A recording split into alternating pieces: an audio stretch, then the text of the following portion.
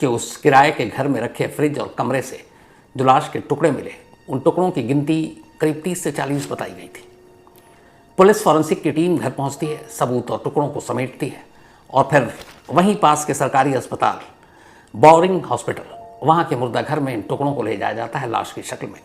वहाँ पोस्टमार्टम होता है, डॉक्टर उन टुकड़ों को गिनते हैं और जब गिनते हैं तब असली गिनती सामने आती है। महालक्ष्मी की लाश के 30 या 40 टुकड़े नहीं किए गए थे, बल्कि कुल 59 टुकड़े किए गए थे, 59। अब 59 टुकड़े करने वाला वो कातिल कौन? मुझे आज दीपक ने बताया कि बहुत सारे लोगों ने कल की कहानी के बाद एक शिकायत की कि जो शक के घेरे में एक कातिल है उसका नाम मैंने नहीं लिया। शायद बहुत जगह सोशल मीडिया पर उसके नाम होंगे, तो मैंने नहीं लिया। अब उसके आगे पीछे बहुत सारी बातें लिखी गई, मुझे खैर उन बातों पर ध्यान नहीं देता हूँ। मेरा अपना मानना है कि एक क्राइम जर्नलिस्ट के तौर पर जो आपकी जिम्मेदारी है उसको ढंग से निभाएं। और कल मैंने नाम नहीं लिया, और आज जो कहानी है जब आपको सुनाऊंगा उस कातिल के बारे में, तो अब भी मैं उसका नाम नहीं लूँगा। और उसकी वजह है बेंगलुरु पुलिस की एक इन्वेस्टिगेशन, जिससे इस पर असर पड़ सकता है। कहानी आगे बढ़ाऊँ उससे सिर्फ पहले आपको एक दूर से लॉन्ग शॉट से एक व्हाट्सअप मैसेज दिखाता हूँ। ये बेंगलुरु पुलिस का है।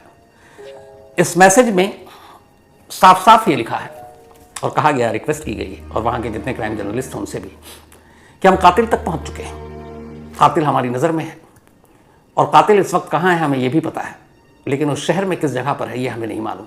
हमारी टीम गई हुई है और जैसे ही कातिल आएगा पूरी कहानी सामने आ जाएगी।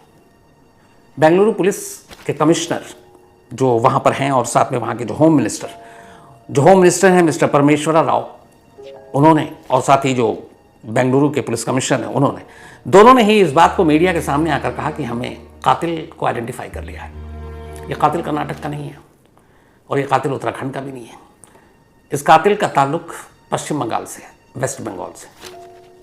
इसका नाम मुझे मालूम है, लेकिन मैं नाम आज भी नहीं बताऊंगा, इसलिए कि बेंगलुरु पुलिस की इन्वेस्टिगेशन पर कोई आंच ना आए और उस नाम को सुनकर कातिल कहीं अलर्ट ना हो जाए।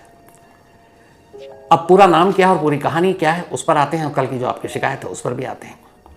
तो आज जब कल बल्कि ब्राउनिंग हॉस्पिटल में पोस्टमार्टम हुआ तो पहले तो पता चला कि 59 टुकड़े किए गए थे, 59 टुकड़े। पोस्टमार्टम के बाद इन टुकड़ों की शक्ल में उस लाश को महालक्ष्मी के घर वालों को सौंप दिया गया, जिसके बाद बेंगलुरु में ही अंतिम संस्कार हो गया। अब सवाल है 59 टुकड़े क्यों किए गए? आखिर इतनी नफरत क्या थी, इतनी दुश्मनी क्या थी, और वो कातिल कौन है? तो अब तक की जो बेंगलुरु पुलिस की पूरी इन्वेस्टिगेशन है उसी के हिसाब से आपको पूरी कहानी बताता हूं। 35 साल पहले महालक्ष्मी का परिवार नेपाल छोड़कर इंडिया आया। इंडिया आने के बाद ये लोग कर्नाटक में बस गए, फिर धीरे धीरे बेंगलुरु में आकर सिमट गए, बेंगलुरु में रहने लगे। परिवार में महालक्ष्मी की माँ, भाई, बहन, ये सभी लोग थे, पिता नहीं। फिर शादी होती है हेमंत दास से, बेंगलुरु में ही रहते हैं। हेमंत दास भी बेंगलुरु में ही रहता है, वहीं जॉब करता है। फिर एक बेटी हुई, बेटी 4 साल की हो गई। ज़िंदगी सब कुछ ठीक ठाक चल रही थी 2023 तक, 2023 के यही अक्टूबर नवंबर के महीने तक। 2023 के अक्टूबर और नवंबर महीने के बीच में गड़बड़ शुरू होती है, और ये गड़बड़ तब शुरू होती है जब हेमंत को ऐसा लगता है कि महालक्ष्मी का किसी के साथ अफेयर है। बेंगलुरु में ही एक सैलून, जहाँ पे एक हेयर ड्रेसर, एक उत्तराखंड का, जिसके नाम को लेकर बहुत सारे लोगों ने कल कहा है, तो ये कि उसके साथ अफेयर है। और इस अफेयर की जानकारी मिलने के बाद पति पत्नी में झगड़ा होता है। इसके बाद हेमंत और महालक्ष्मी अलग हो जाते हैं। बेटी पहले महालक्ष्मी के पास रहती है, फिर हेमंत के पास रहती है, और दोनों एक दूसरे के खिलाफ पति पत्नी भी कंप्लेन करते हैं कि उसने हमें टॉर्चर किया, उसने हमें मारा। बेंगलुरु पुलिस में ये महालक्ष्मी और हेमंत दोनों के कंप्लेंट दर्ज है। खैर उसके बाद धीरे धीरे वक्त बीतता है, लेकिन एक अजीब बात ये थी कि बेंगलुरु में ही महालक्ष्मी की माँ, महालक्ष्मी का भाई, बहन सभी रहते हैं, और जिस जगह किराए के घर पे महालक्ष्मी रहती है उससे थोड़ी दूर पर उसकी माँ अपनी छोटी बहन के उसके साथ रहती है। पति भी बेंगलुरु में है, भाई भी आता जाता रहता है। लेकिन आखिरी बार महालक्ष्मी की अपने परिवार से जो मुलाकात हुई वो 19 अगस्त को हुई, राखी के दिन। अपने भाई को राखी बांधने के लिए महालक्ष्मी घर गई थी, जहाँ उसकी दूसरी बहन थी और माँ थी, और वहाँ उसने राखी बांधी। ये आमने सामने की पूरे फैमिली की मुलाकात 19 अगस्त को लास्ट हुई। उसके बाद वक्त बीता, फिर आया 2 सितंबर। 2 सितंबर के बाद महालक्ष्मी का मोबाइल स्विच ऑफ। 2 से लेकर 21 तक मोबाइल बंद है। 19 दिन बीत चुके हैं, लेकिन इन 19 दिनों में एक बार भी घर वालों ने महालक्ष्मी को ढूंढने की कोशिश नहीं की, वरना उसकी मिसिंग रिपोर्ट ही लिखा देते हैं। 21 सितंबर को ये होता है कि कुछ पड़ोसी शिकायत करते हैं कि महालक्ष्मी के कमरे से बदबू आ रही है, और फिर वो मकान मालिक तक जाते हैं। मकान मालिक के पास चूंकि रेंट एग्रीमेंट में महालक्ष्मी की माँ और बहन का नंबर और पता लिखा हुआ था, तब वो पहली बार 21 सितंबर को महालक्ष्मी की माँ को फ़ोन करता और कहता है कि महालक्ष्मी के कमरे से बदबू आ रही है, कमरा चेक करना है, कि आपके पास एक एक्स्ट्रा चाबी भी है तो आप आ जाएं। तब माँ अपनी छोटी बेटी को लेकर महालक्ष्मी के घर पहुँचती है, दरवाज़ा खोलती है और अंदर से ये फिर फ्रिज और कमरे से ये लाश के टुकड़े बाहर आते हैं। यानी 19 अगस्त को आखिरी मुलाकात, 2 सितंबर से मोबाइल बंद, लेकिन पूरे परिवार में से एक ने भी महालक्ष्मी को ढूंढने की कोशिश नहीं की। 19 दिन अगर, और ये भी अब पता है कि महालक्ष्मी अपने पति से अलग रह रही है, बेटी उसकी पति के साथ है और वो किराए के घर में रह रही है, तो अमूमन कोई भी एक रिलेटिव होता है, ना भी हो तो हफ्ते में एक आध बार खैरियत पूछ लेते हैं कि आप ठीक हो, कहाँ हो। यहाँ 19 दिन बीत गए और 19 दिन बाद भी माँ और बहन इसलिए आती महालक्ष्मी के घर पर क्योंकि मकान मालिक ने शिकायत की थी कि कमरे से बदबू आ रही है, वरना क्या पता ही अगर ये बदबू ना आती तो हो सकता था कि अभी तक महालक्ष्मी का पता नहीं चलता। तो मकान मालिक के कहने पर आकर उन लोगों ने ये देखा। अब सवाल है कि फिर ऐसा क्या रिश्ता था कि अपने माँ बाप यानी भाई बहन ये भी महालक्ष्मी से दूर और वो इन सबसे दूर। तो इस रिश्तों के पेंच में और इसी रिश्तों के रहस्य में ही तो कहीं महालक्ष्मी के इस कत्ल की कहानी नहीं है। बेंगलुरु पुलिस ने इस एंगल से इस कहानी की जांच की शुरुआत की। सबसे पहला शक गया पति पर, पति को बुलाया, पति से पूछा, पति ने कहा हम अलग रह रहे हैं, तब से मैं यहाँ हूँ, कॉल डिटेल रिकॉर्ड देख लीजिए। वो बिल्कुल बेदाग निकला, पूरी पूछताछ हुई क्योंकि पहला शक उसी पर था। इसके बाद हस्बैंड ने, जो हेमंत दास है, उसने पुलिस से, जब पुलिस ने पूछा कि आपको किसी पर शक है, तब उसने बताया एक नाम, और वो नाम था उत्तराखंड के एक हेयर ड्रेसर का। और उस हेयर ड्रेसर का नाम लेकर उसने कहा कि मेरी वाइफ के साथ उसका अफेयर था और इसी वजह से हम दोनों के रिश्ते टूट गए, और मुझे लगता है मेरी वाइफ के कत्ल में उसी का हाथ है। अब उस हेयर ड्रेसर को पुलिस उठाती है, वो वहीं था बेंगलुरु में, कहीं भागा नहीं। पुलिस जाती है, दुकान में वो बैठा हुआ था, उसको लेकर आती है थाने लाने के बाद उससे पूछताछ करती है पूरे 10-12 घंटे तक।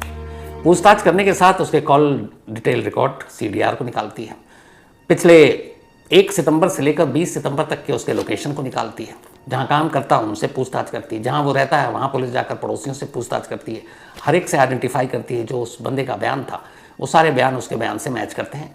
इलेक्ट्रॉनिक एविडेंस भी बताते हैं कि ये जो बता रहा है वो सच है, जहाँ जहाँ उसने बताया वो उस वक्त तक वहीं था, और इसका महालक्ष्मी के कत्ल से कोई लेना देना नहीं। इसके बाद बेंगलुरु पुलिस उस हेयर ड्रेसर को छोड़ देती है, वो घर चला जाता। कल भी उसका नाम था। बेंगलुरु पुलिस ने कहा कि प्लीज़ अभी आप नाम मत लीजिएगा, इसलिए कि उस नाम लेने से केस के आगे की इन्वेस्टिगेशन पर असर पड़ेगा कि हमने एक पर शक किया और उसको छोड़ दिया तो दूसरा अलर्ट हो जाएगा। अब इत्तेफाक से एक और हेयर स्टाइलिश, वो भी ऐसे ही काम करता है कहीं। अब ऐसे सिर्फ 2 नहीं बल्कि 3 से 4 लोगों के नाम आए जिनका महालक्ष्मी के साथ की दोस्ती थी। पुलिस ने उन सबको उठाया, सबसे पूछताछ की, जितने भी उनके इलेक्ट्रॉनिक एविडेंस और बाकी चीज़ें थे वो भी लिया, लेकिन धीरे धीरे करके पुलिस उन सभी लोगों को शक के दायरे से बाहर करती गई। इधर पुलिस की एक टीम लगातार CCTV फुटेज खंगाल रही थी, लेकिन 21 को ये लाश मिली। 21-22 तक उन्हें पता ही नहीं चल रहा था क्योंकि घर के आसपास CCTV कैमरा नहीं था और वो बड़ा कंजेस्टेड एरिया है।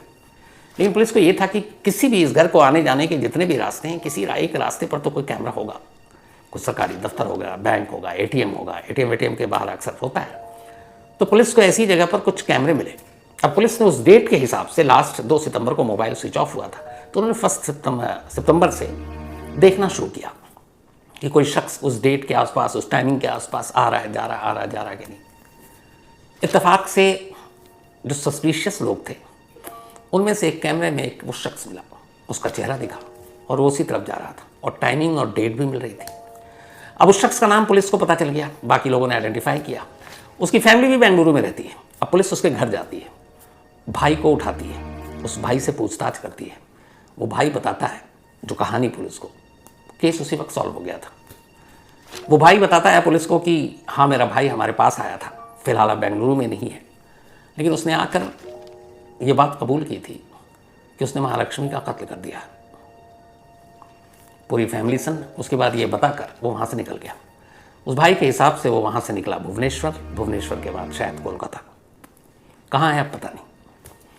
लेकिन भाई का बयान, सीसीटीवी कैमरा उधर वो, और जो बाकी जिनके ऊपर शक था उनके बयान, और फिर उस बंदे का जो इस वक्त भागा हुआ है, जिसको मालूम है, जो कर्नाटक के होम मिनिस्टर पुलिस कमिश्नर दोनों ने बता दिया है कि कौन है। नाम न बताने की गुजारिश की इसलिए कि केस पे असर पड़ेगा, तो इसलिए नाम लूंगा नहीं, नाम पता है। तो अब पुलिस की टीम गई हुई है, अब ये सारी चीज़ें सामने आ गई। अब सवाल ये था कि वही शख्स होगा तो उसने कैसे किया होगा। अब फॉरेंसिक के साथ मिलकर 2 दिन से पुलिस इसी की तफ्तीश कर रही थी। जब पुलिस ने तफ्तीश की तो महालक्ष्मी के कमरे में एक ट्रॉली बैग नजर आया, बाकी सारी चीज़ों के अलावा। जब उस ट्रॉली बैग को देखा तब पुलिस का क्लिक किया कि सेम श्रद्धा केस में जिसमें आफ्ताब पूनावाला ने लाश के टुकड़े किए, उसके बाद उसने ट्रॉली बैग में या फिर पिट्ठू बैग पे रख कर उसने पहले ट्रॉली बैग वो भी लाया था, लेकिन उसे लगा ये बड़ा बैग है, शक लोग करने लगेंगे, तो पिट्ठू बैग में वो टुकड़े फेंकता था। तो यहाँ कमरे में एक ट्रॉली बैग था। उस ट्रॉली बैग को देखकर पुलिस ने अंदाज़ा लगाया कि कत्ल करने के बाद लाश के टुकड़े इसी ट्रॉली बैग में रखकर कहीं और ठिकाने लगाने का प्लान था। जो फॉरेंसिक टीम ने जांच की उसे एक चीज़ क्लियर हो गया, वो ये कि कत्ल उसी कमरे में हुआ, लाश भी उसी कमरे में टुकड़े किए गए, लेकिन बाद में टुकड़े करने के बाद फर्श की और बाथरूम की अच्छे से सफाई करने की कोशिश की गई, क्योंकि बहुत सारे सबूत तो वैसे ही रह गए थे। इसके बाद कातिल ने, और यह है कि कत्ल 2 और 3 अक्टूबर के बीच में, जो अब तक के, अब कातिल पकड़ा जाएगा तो एग्जैक्ट तारीख पता चलेगी, लेकिन अब तक जो अंदाज़ा लगाया गया 2 और 3 सितंबर। और ये भी कत्ल के बाद कई घंटे तक कातिल उसी कमरे में रहा, फिर उसने लाश के टुकड़े किए, इसमें भी कई घंटे लगे। अब उसका पहला इरादा ये था कि उस ट्रॉली बैग में लाश के टुकड़ों को लेकर कहीं बाहर ठिकाने लगाए, लेकिन जब उसने बाहर का लोकेशन देखा, कंजेस्टेड एरिया, भीड़ भाड़, वहाँ हर वक्त लोग 12-1-2 बजे तक भी जाग रहे हैं, सड़क पर हैं, तो उसे लगा कि अगर ट्रॉली बैग लेकर रात को निकलेंगे तो डाउट होगा, और जब जो चोर होता है उसको डर ज़्यादा होता है। तो उसे ये भी लगा कि अगर दिन में बैग लेकर जाएंगे और किसी ने पूछ लिया, तलाशी ले ली, तो पकड़े जाएंगे। तो इसीलिए पहले वो कोशिश करता रहा, लेकिन मौका नहीं मिला, तो उसने लाश के टुकड़े फ्रिज में ही डालकर छोड़ दिए, बैग में नहीं रखा। जो फॉरेंसिक टीम ने जांच की उसके हिसाब से कत्ल कहीं और नहीं हुआ, बल्कि उसी कमरे में हुआ था, क्योंकि वो कई ऐसे एविडेंस मिले। एक पहले ये भी था कि लाश कत्ल कहीं और हुआ और लाश के टुकड़े यहाँ किए गए, तो वो भी फिर पुलिस ने रूल आउट कर दिया। उसकी वजह ये है कि जब आप टुकड़े इस घर से लेकर बाहर नहीं जा सकते, इतना कंजेस्टेड एरिया है, तो फिर किसी की लाश लेकर आप बाहर से इसी घर में कैसे दाखिल हो सकते हैं, तो वो भी रूल आउट हो गया। तो मतलब ये कि कत्ल भी इसी घर में हुआ, लाश के टुकड़े भी इसी घर में किए गए, मौका नहीं मिला, इसलिए ट्रॉली बैग में उन टुकड़ों को बाहर ठिकाने लगाने के लिए वो जा नहीं पाया। वो फ्रिज जिससे ये टुकड़े मिले थे इस वक्त फॉरेंसिक लैब में है बेंगलुरु की, वो उसकी जांच कर रही है। कमरे के जो छोटे छोटे सबूत निशान मिले वो भी वहाँ पर लेकर गए हैं, और कातिल के लिए जैसा मैंने आपको बताया कि पुलिस की टीम लगी हुई है। अब यहाँ एक बहुत बड़ा सवाल है कि चलिए कातिल देर सवेर पकड़ा जाएगा, कत्ल की वजह क्या हो सकती है। तो बेंगलुरु पुलिस के सोर्सेस के हिसाब से अगर माने तो कत्ल की वजह अभी तक है वो दोस्ती और रिलेशनशिप ही है। अब इस दोस्ती और रिलेशनशिप ने कैसे करवट बदली, क्या हुआ, क्यों महालक्ष्मी का कत्ल हुआ। लेकिन पुलिस ने एक और चीज़ कही कि इसमें बेदर्दी या उस तरह की बातें इसलिए नहीं है क्योंकि कत्ल करने के बाद जो टुकड़े किए गए थे वो सिर्फ उसका मकसद एक था, और वो रास्ता दिखाया था आफ्ताब पूनावाला और श्रद्धा के इसमें जो था कि कत्ल तो कर दिया, लेकिन अब लाश ठिकाने लगाना है तो कैसे ले जाओ, तो टुकड़े में ले जाओ। कई जगह पे ऐसे हुए थे। तो शायद उन टुकड़ों की जो अभी तक की गिनती है 59 टुकड़े, उसकी वजह यही है कि लाश के टुकड़ों को बारी बारी से किस्तों में बाहर ले जाना था और किस्तों में ले जाकर उसको ठिकाने लगाना था, तो मौका मिला नहीं। लेकिन असली मोटिव है क्या। बेंगलुरु पुलिस के हिसाब से कातिल और उसकी आइडेंटिटी सब कुछ उन्हें पता है, लेकिन मोटिव जब आएगा तब कातिल मिलेगा। साथ में पुलिस का यह भी कहना है कि वो इस बात की भी पता लगाने की कोशिश कर रहे हैं कि इस कत्ल में एक ही शख्स था या उसकी मदद किसी और ने भी की है, क्योंकि जिस तरीके से लाश के टुकड़े किए गए, बाकी सारी चीज़ों को समेटा गया, पुलिस को डाउट है कि इसमें शायद किसी एक ने मदद की हो। तो वो दूसरा कौन है ये भी पता करने की कोशिश की जा रही है। तो इन सारे सवालों के जवाब बेंगलुरु पुलिस के हिसाब से उन्होंने इस केस को सॉल्व कर लिया है। सिर्फ और सिर्फ कातिल को बेंगलुरु लाने का इंतज़ार कर रहे हैं। जिस दिन आएगा उस दिन सारी चीज़ें मीडिया के सामने रखती जाएंगी। लेकिन हाँ, जितने भी इससे पहले सस्पेक्ट थे उन सबको रोल आउट कर दिया गया। और कल तो लोगों ने एक सवाल पूछा था कि आपने उसका नाम क्यों नहीं लिया, जो कि मैं आज भी नहीं ले रहा हूँ। हालांकि पुलिस ने उसे क्लीन चिट देकर बेदाग कर दिया है, छोड़ भी दिया है, बट केस पर असर पड़ सकता है। तो एक सवाल का जवाब आज ज़रूर देना चाहूँगा आप लोगों को, वो ये कि जब भी क्राइम होता है, ये बात मैं पहले भी कह चुका हूँ, किसी भी क्राइम को एक सिर्फ क्राइम और क्रिमिनल के नज़रिए से देखना चाहिए और उसी चश्मे से। और एक क्राइम रिपोर्टर का काम है कि जो फैक्ट है बस उसी पे बात करे। और एक क्राइम रिपोर्टर की जिम्मेदारी भी है कि अगर पुलिस कह रही है कि इस चीज़ से असर पड़ सकता है इसके खुलासे से, तो फिर वहाँ पर आपको उनका सपोर्ट भी करना चाहिए। और ऐसे बहुत सारे केसेस हैं जिसमें हम लोग सपोर्ट करते हैं। तो यहाँ पर यह है कि ये जितनी बातें मैं बताया इसमें से इस पर भी सवाल उठा सकते हैं कि आपने तो बताया भुवनेश्वर चला गया, वहाँ बंगाल में है, बंगाल का है। तो ये खुद वहाँ के होम मिनिस्टर और वहाँ के दयानंदन जो पुलिस कमिश्नर हैं, ये उनकी मीडिया में बाइट है जो उन्होंने कैमरे पर कहा, रिकॉर्ड पर। तो मैंने उसके अलावा अलग से कोई ऐसी बात नहीं की है जो इस केस की इन्वेस्टिगेशन पर असर डाले। उतना ही कहा जितना उन्होंने कहा है। उसके बाद कहा कि आप आगे जितना भी आपको बोलना है आप बोलिए, जब वो पकड़ा जाए। तो कई बार आपको इन चीज़ों का ख्याल रखना होता है। तो मैं उस बात पर लौट रहा हूँ कि कभी भी किसी क्राइम को यार आप किसी रिलीजन, धर्म या मजहब के चश्मे से मत देखा कीजिए। और मैं हमेशा यही बोलता हूँ कि कातिल, रेपिस्ट, डाकू, चोर जो भी हो वो सिर्फ एक क्रिमिनल होता है। ना वो हिंदू होता है, ना मुस्लिम होता है, ना सिख होता है, ना क्रिश्चियन होता है, ना ईसाई होता है। अगर आपने उस चश्मे से देखना शुरू कर दिया ना तो ज़िंदगी में जीना मुश्किल हो जाएगा। इसलिए कि फिर आप धर्म देखकर अपने क्रिमिनल को बचाएंगे कि अच्छा यार ये मुस्लिम क्रिमिनल है, नहीं इसको छोड़ दो, ये हिंदू क्रिमिनल है, नहीं इस पर रहम करो। क्रिमिनल की सज़ा सिर्फ एक, क्रिमिनल को देखने का तरीका सिर्फ एक, उसका क्राइम, और उसके लिए कोई जगह सोसाइटी में नहीं होनी चाहिए। मुझे लगा कि कहना चाहिए क्योंकि बहुत सारे लोगों ने सवाल उठा दिए थे कल। तो कई बार ऐसा होता है, मैं पहले भी कई बार ऐसे नाम नहीं लेता हूँ, लेकिन जो बहुत सारे लोगों ने सवाल उठाया उनको एक जवाब ये भी देना चाहता हूँ कि डर की वजह से या किसी और वजह से मैंने कभी कोई नाम नहीं छुपाए हैं। हाँ, जब केस की ज़रूरत होती है तो छुपाता हूँ। और आज भी मैं चाहता तो पहला नाम बता सकता था क्योंकि एक तरह से पुलिस ने क्लीन चिट दे दिया, लेकिन अब लगेगा कि यार अच्छा इसलिए अब बता रहे हो, इसलिए भी नहीं बता रहा हूँ। और दूसरा नाम भी पता है, वो भी आपको जैसी बेंगलुरु पुलिस खुलासा करेगी ज़रूर बताऊँगा। लेकिन फिर एक बार आप लोगों से रिक्वेस्ट, क्योंकि क्राइम तक फैमिली मानता हूँ इसलिए मैं आपसे कुछ भी कह सकता हूँ, हक है मुझे। और वो ये कि क्राइम और क्रिमिनल को किसी धर्म की नज़र से कभी मत देखिए, सिर्फ एक नज़र से देखिए, और वो है क्रिमिनल, और उसके लिए कोई माफ़ी नहीं है। फिर चाहे वो कोई भी हो, किसी धर्म का हो, किसी ज़ात का हो, किसी मज़हब का हो, कितना बड़ा हो, कितना छोटा हो, अमीर हो, गरीब हो, इससे कोई लेना देना नहीं। जुर्म किया है, सज़ा मिलनी चाहिए। और इस पर जैसे ही बेंगलुरु पुलिस, मेरी दुआ यही है कि जल्दी से जल्दी वो गिरफ्तार हो, क्योंकि हम भी जानना चाहते हैं कि आखिर बेंगलुरु जैसे शहर में एक शख्स 59 टुकड़े क्यों कर रहा था, इसके पीछे की वजह क्या थी, महालक्ष्मी को मारने की वजह क्या थी, कत्ल का मोटिव क्या था, और क्या वो अकेला है, इसके पीछे कोई और है। और सबसे बड़ी बात यह कि महालक्ष्मी की पूरी फैमिली महालक्ष्मी के साथ न होते हुए अलग अलग क्यों थे इतने वर्षों से, और जो महालक्ष्मी 19 दिन से जिसका मोबाइल तक बंद है उसकी कोई अपनी परिवार के लोग खबर क्यों नहीं ले रहे, इसके पीछे भी क्या कुछ कहानी है। कहानी है तो सही, कई कहानियाँ हैं। कई बार